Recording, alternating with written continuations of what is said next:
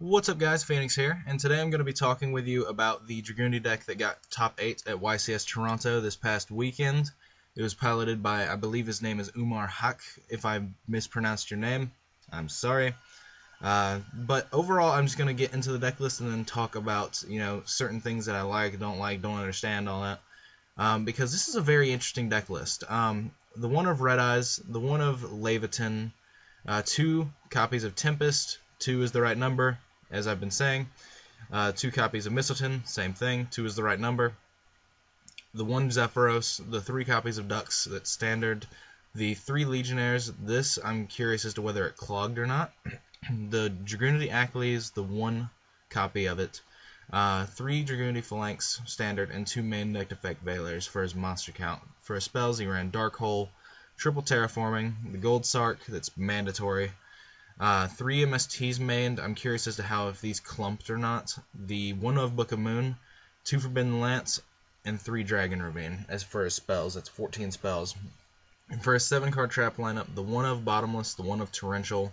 I'm curious as to how this one worked out for him, because I've been staying away from this card, as well as Dark Hole and Dragunities for a reason. But I'll end up testing this deck and see. I'm curious as to how this all meshed together, especially without Cards of Consonance or duality in it. The one breakthrough skill, I'm curious as to why he ran this alongside the Veilers instead of Fiendish Chain to be like stopping attacks and to be reusing with Zephyros. But overall, testing will dictate whether or not how good it is. The 1 of Compulse, a main decked copy of Decree, a main decked copy of Mind Drain, and the 1 of Solemn Warning to make his deck 40. For his extra deck, Trident Dragon. For level 8, Crimson Blader, Scrap Dragon, and Stardust. The Dragunity Knight Gaedege and Triple Vajrayana, and a Cataster. For the Exceeds, the Gustav Max, you can overlay Trident Dragon and Red Eyes for it. The Gaiana Dragon, the Thunder Charger, the 1 of Ptolemy, the Photon Strike Bouncer, and 2 copies of Heretic Dragon King of Atum. I'm curious as to whether or not he actually needed the 2nd copy, but I guess he just figured that if something happened to the first one, or his first play didn't stick as well as he wanted to be able to make another one, which I can kind of completely understand. For the side deck, 1 Morphing Jar number 2 and a Snowman Eater for the Evil Swarm matchup. 2 copies of Max C. Consecrated Light. Soul Release, I have no idea what this is for. If someone can explain this one to me, I would be greatly appreciative. C's Encore, which is, I believe, just more hate for the Evil Swarm matchup. Then for the traps, the other 2 copies of Decree, the 1 Light Imprisoning Mirror for Constellars, Boojans, the 2 other copies of Mind Drain, the 1 single copy of Soul Drain, and then 2 Shadow Imprisoning Mirror for Blackwing, Infernity, Dark World, all of that, what have you. Sorry about that. Now, as far as this deck list goes, the main things I'm really curious about are how well these actually worked for him, how many games these actually won for him over the course of the weekend, and whether or not he dead drew this a lot. Because Leviathan is one of those cards that's a high-risk card, and that's mainly why I've been staying away from it. But the recursion power that it has is nothing to, turn your nose up at, I understand.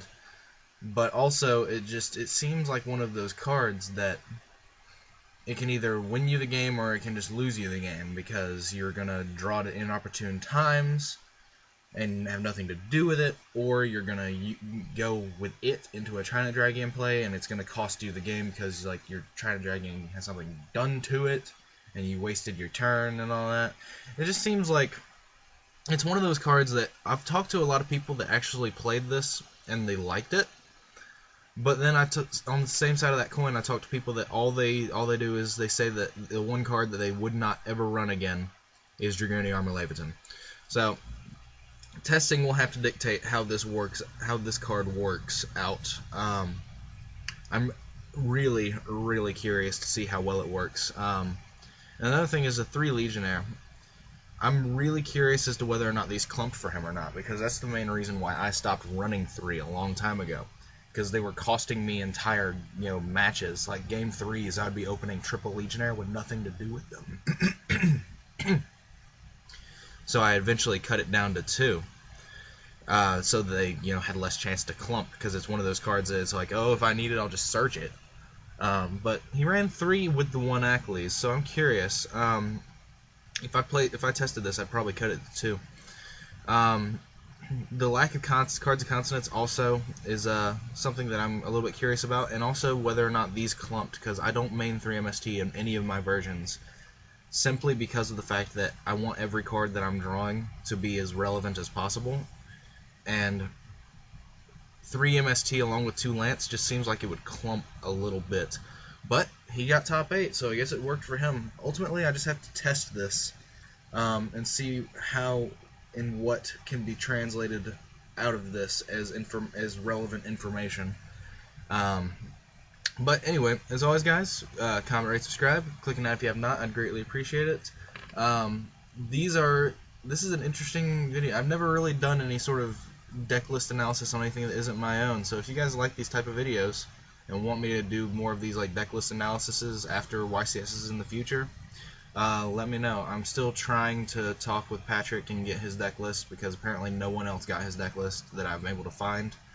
And as soon as I can get that, if I can get that to happen, then I'll put it up as soon as I get it. But anyway, as always, guys, do as you do and take care.